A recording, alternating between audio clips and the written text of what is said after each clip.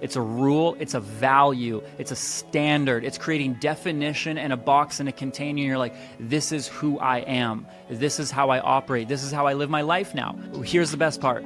If you do have your phone in your room and you're on it every morning, you have to think a lot about what you just saw, about what you're doing, about what you're up to, about when you're going to get out of bed. There's no boundary with it, which actually creates a lack of safety, a lack of trust, and you feel really on edge. If you are applying for a job and they're like, all right, you're hired. And you're like, well, wait, what's the job? He's like, oh, it doesn't matter. You're hired though. We'll see you tomorrow. And you're like, okay, well, what time? Where? When?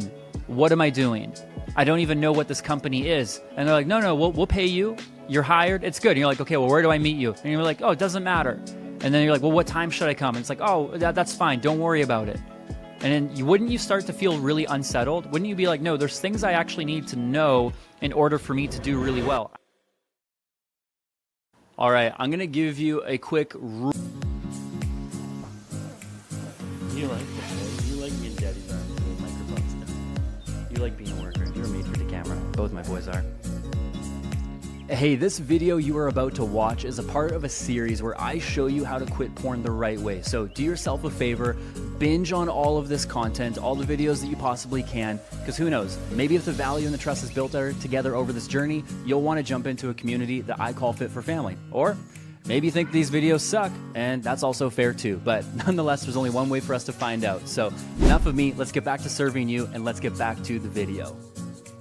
All right, I'm going to give you a quick rule right now. And the reason why I think rules are so helpful, I used to think as a kid personally that rules sucked. Rules, when you read in the Bible, like let's just say don't have sex before marriage, like don't get drunk, in that form now, it's like don't sleep around, don't party, do any of that. I honestly thought, I was like, dude, God sucks. Like heaven's going to be boring. People suck in heaven. These are just some of my raw thoughts that I had. And the reason is because I was like, it just feels like when I was in school, junior high, high school, all that sort of stuff, I was like, it just felt like that was the way in which people had fun and it was being taken from me. And what I didn't understand is that God actually had better ideas in why rules exist. Rules exist because it creates safety, it creates predictability, and it creates familiarity. And when you and I have rules in our life that are really simple to live by, it changes everything. It means that we don't have to think that much. It means that we don't actually have to have our brain firing and trying to wire and trying to burn so much energy figuring out where we stand with certain things. And that's why, honestly, it can feel so difficult to be a man in today's society when you have no governing purpose, when you haven't navigated through any of your pain, when you don't have the people around you or a guide and someone to help steer you in the right direction, because you don't have true definition. You don't have boundary. You don't have form. You're like, okay, I'll go to porn. Okay, I'm stopping watching porn, but then I'm on my phone and social media shows me something, then I get down the rabbit hole. And then that's why we feel very, very, very unhappy and unfulfilled and disconnected as men, is because we don't have simple rules to govern our life. So one rule that I would love to provide for you as something that I found to be helpful. Again, you're here because you want to quit porn, not because you want to theorize it, but because I want to show you what I know. So all you need to do is just do it, is just put in the action. And one of those things is keeping my phone out of my room. Keeping my phone out of my room. I'm a married man. I'm not single. I'm not in college anymore. I'm a married man with a family. I got 3 kids. And one of my values is not having our phones in the bedroom. Because when you think of a bedroom and you think of what a morning and a night is, it's incredibly sacred. Okay, it's incredibly sacred. It's one of the most intimate places that you'll ever have or experience in your entire life, is being in bed. Now, when you're married, it's going to be with your spouse. And if not, whether you have roommates, when I was in college, I shared a bunk bed with a friend, and I'm like, dude, we got to see each other in very vulnerable states and moments where it's like I'd wake up and then I'd just see him and he'd look like haggard, or I'd see him and he just it's like he's still coming to, his brain's still processing, and vice versa. It's like, wow, you get to see somebody in their rawest form. And the reason why this is so powerful is because our phones are very, very, very, very, very powerful. They're very smart. And the main priority of our phones and the things that are on it, whether text messages, whether emails, whether it's work, whether it's other people, is other people's agenda for your day and for your life. When you go on your emails, for example. No one really does email anymore, but even text messages, or if you had work from it or something, it's other people are trying to get a hold of you because they want you to do something in that day to benefit their life. It's not wrong, it's not bad, but it'll destroy you and ruin you if you don't set yourself up for success first thing in the morning and last thing at night. So one thing that I love to teach men to do is to start taking control over their devices, over their phone, and putting it to bed. Give it a bedtime. Treat your phone like a kid.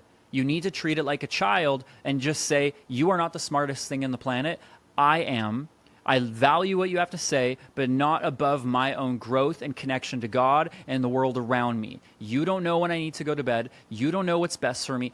I do. You need to learn to lead your time, lead the things that you have so that you own it, not that it owns you. And so you keep your phone out of your room. I leave mine on the counter in the kitchen. And I personally, right now, I used to set up alarms. I've done different things through different seasons. But right now, 3 kids, 1 with a newborn, we're just up, super, super early in the morning. So I don't need to set my alarm. But I used to just set it for like 4:50 in the morning or 5:30 in the morning. Whenever, again, if you're a late owl, you're not an early bird. If you get up late, then that's totally fine too. Just have it set for whenever you want in another room. And the reason why this is important, again, is not so that you feel restricted, but so that you feel liberated. Some people look at that and they're like, oh, dude, this guy's got a ball and chain operation. Like, this dude is really just putting so many boundaries around him because his life sucks and he can't trust himself. I'm like, no, because I do trust myself and I want a better quality of life. When you see how sacred the bedroom is, in the first 30 minutes and the last 30 minutes of the night, very few people know this, but you're going to get educated so you can gain a value system for it, is when your subconscious mind, okay, the subliminal messages that you and I receive are the most susceptible to repeating, which is why you and I are the most, susceptible to go to porn. When? You don't go while you're in the middle of work, being a server at a restaurant. That's not when you go to porn. You go first thing in the morning or last thing at night. Broad stroke, very, very, very consistently for every guy. It's morning or night. And the reason is because that's when you and I are the most impacted. It's when we are the most tender, when we are the most malleable, when we are the most transformative. And if we want to give the most malleable, impactful, transformative minutes of our day to our phone, where you immediately go on social media, text messages, someone's upset with you, you filter everything pretty much negatively.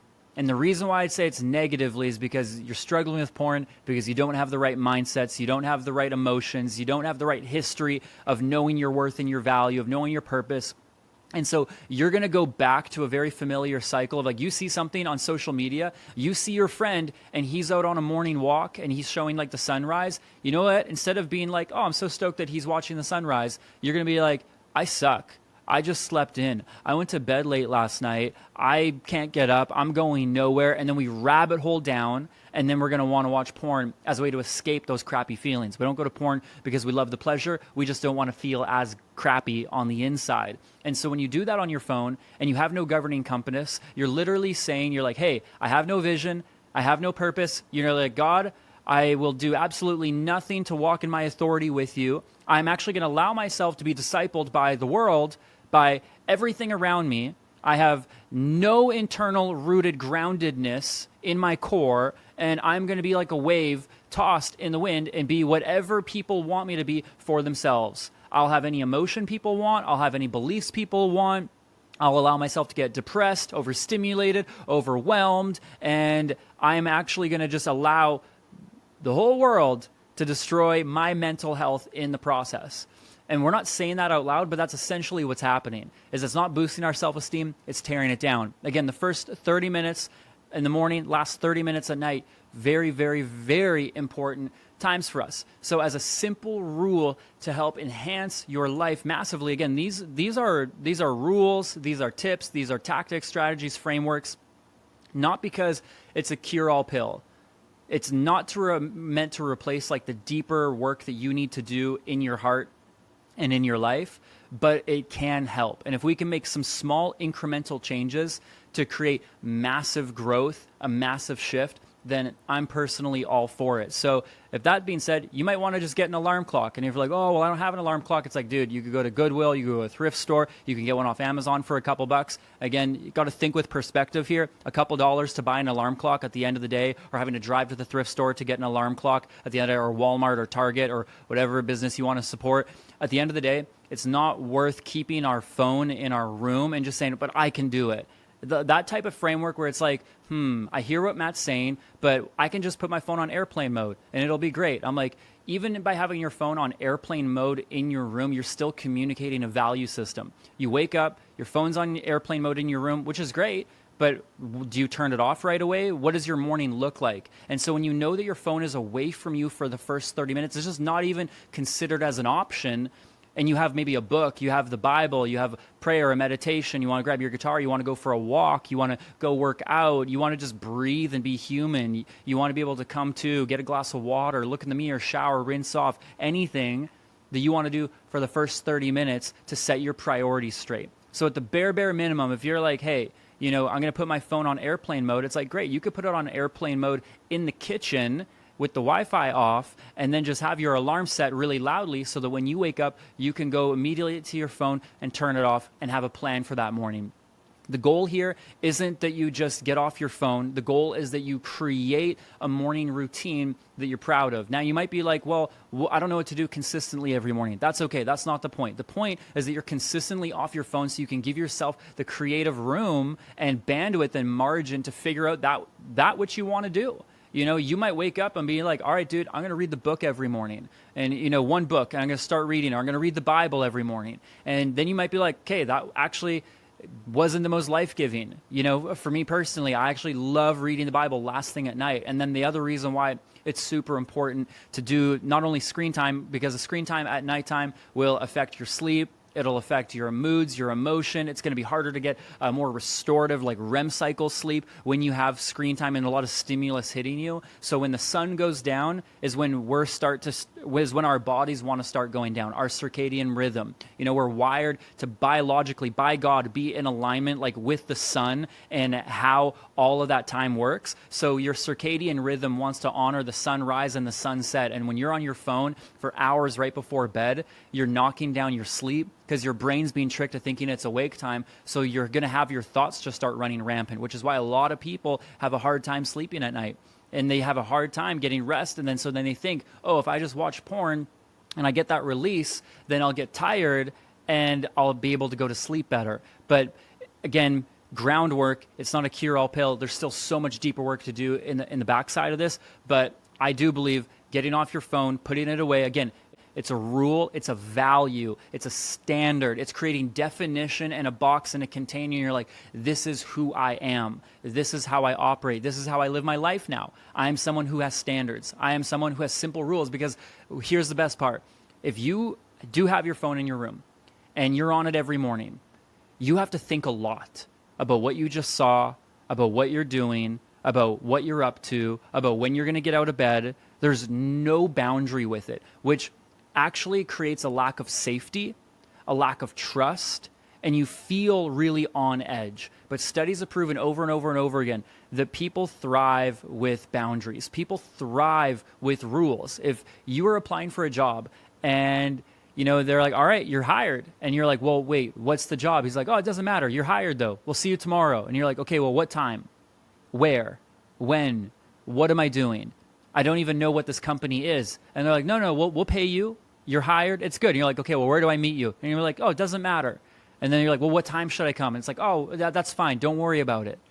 And then wouldn't you start to feel really unsettled? Wouldn't you be like, no, there's things I actually need to know in order for me to do. I need boundaries. I need rules. The rule is show up at 8 a.m. The rule is it's on 5th Street. The rule is this is the company that you're working for. Because if all of a sudden he's like McDonald's, you actually know a boundary, versus if he's like, oh, you're working for this, hedge fund company in this firm on the high rise of a place you'd never maybe been before. But it creates a boundary in a container. You're going to show up differently if you're working at McDonald's versus for a hedge fund company. You're going to dress very, very differently. Why? Because that automatically created boundaries. And that's something that as men, we really need. You need to value it. If you have kids right now, you know exactly what I'm talking about. Kids thrive when there's structure, and they completely lose their marbles when there's structure too. No, just in general, kids are hilarious, but even more so when there's no structure that you and I have. So this is, again, to be helpful for you so that when you wake up, you know what you're not doing. You might not know what you're up to immediately, but you know exactly what you're not going to be doing. Wasting time in regret, scrolling, consuming, numbing, and allowing your day and your morning to be gone. I've heard people say if you want to see God throughout your day, you got to seek him in the morning. I've heard other people say if you want to win throughout the whole day, you got to win it in the morning. So having a win right there first thing in the day is going to boost your self-esteem. It's going to boost your morale, boost your inner sense of self-confidence so that you can already feel more accomplished in that day. And if you woke up first 30 minutes, dude, you're like, I grab a glass of water, I do a cold shower or cold plunge, I do 50 push-ups, 50 sit-ups, I send 2 text messages to friends, encourage them, telling them I love them. It's like, boom, you're already 30 minutes into your day and you're rolling. You're literally like setting yourself up to have so much beauty and connection and more, I wouldn't say prosperity from a negative context, but just have a more prosperous soul with the Lord. So hopefully this helps you. Hopefully this helps you see the value of why you want your life to become really, really simple. Simple scales. If you have to think about it, you're like, I don't know when I go to bed. I don't know what I'm doing in the morning. I don't know when I'm waking up really. I kind of sleep in. This is why work is so important, because you know when you're supposed to wake up every day.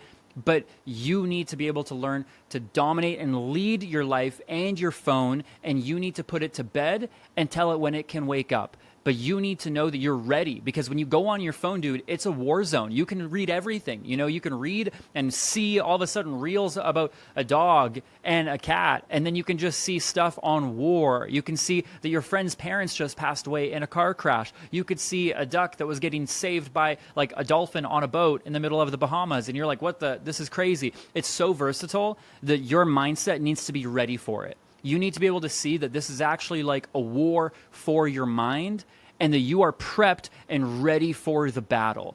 So hopefully this helps you. Hopefully this encourages you. Hopefully this helps give you value in shaping you as a man to understand simplicity is where it's at. Simplicity is the new flex. Put your phone away in the morning. Let it have its time. Let it hibernate. You wake that thing up like a child when you're ready, and then same with at night. You put that thing to bed, you tell it where to go, and you get yourself ready for the next day. I love you guys tons, and I'll catch you in the next one. Hey, real quick, if you like that video that you just saw, or if you want to see even better videos than this in a series that I made called Annihilate Porn to help guys or girls like you quit porn, you can subscribe, hit the notification bell so you don't forget any alerts, comment, like, all that jazz, and more importantly, check out the next video that's going to take you even further on the journey from where you are to where you want to be. I love you tons. I'll catch you in the next one.